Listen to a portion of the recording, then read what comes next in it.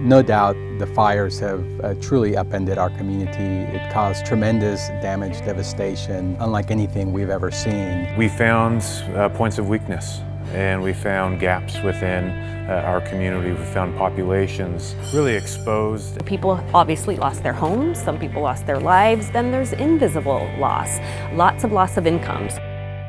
We want to be able to welcome folks not just as Sonoma County, but as this region of 5 counties that were taught a very severe lesson and use it as an opportunity to rise better. As we are focusing on rebuilding, and if we do it by looking at it through an equity lens, we could actually provide greater mobility and economic opportunity for those that have been left out historically. I also think this idea that we're all in this together. The housing agenda doesn't sit apart from the environmental agenda, from the economic development agenda, from the education agenda, and that these things are really interwoven. We're getting out of our sectors, and the people who are working on natural resources are talking to the people who are thinking about housing, transportation, the economy, and our workforce. Innovating about how we can work together to rebuild and bounce back better. All of our communities are struggling with the same issues. The other side of that coin is that every community is unique, and that we need to address those similar challenges throughout the state in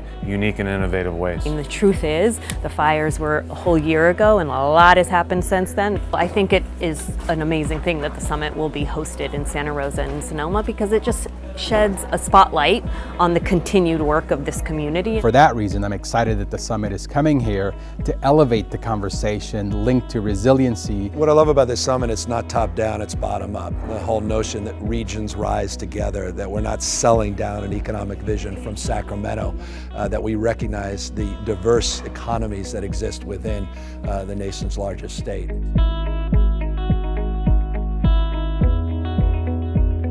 And different factors play in different regions. And so you have to do a dream index that applies to every single region of the state to understand the drivers of that erosion of the California dream, measure them, and then put together action plans that drive progress.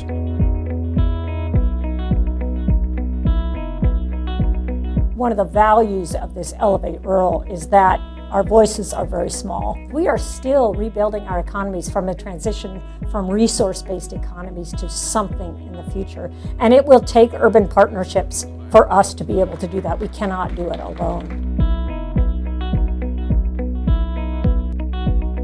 We're actually thinking about how to partner together and reframe, but also just recognize more fulsomely the degree to which early childhood development actually accrues benefits to the economy and to the workforce. We haven't always had business at the table, and so this is a really, I think, momentous occasion. The challenge is, it's not just about near-term recovery, it's about how do you create a resilient community. And what does that mean? I think the investments that we made in building relationships between each other before the fire are really paying off now. The importance of environmental stewardship, the importance of water preservation and water quality, and again, the importance of housing. I mean, you can't even drive down the road and miss a house that's being constructed, or there's Sonoma Strong signs around. It showed me that we have the capacity and the tenacity to really get things done when we mobilize around a very important issue. It also showed us that jurisdiction doesn't matter. Whether you're talking about fires or the summit priorities like workforce, housing, and water and resources, that nothing cares about the jurisdictions we place. We came because there were neighbors in need, and we can't stop until we get the work done.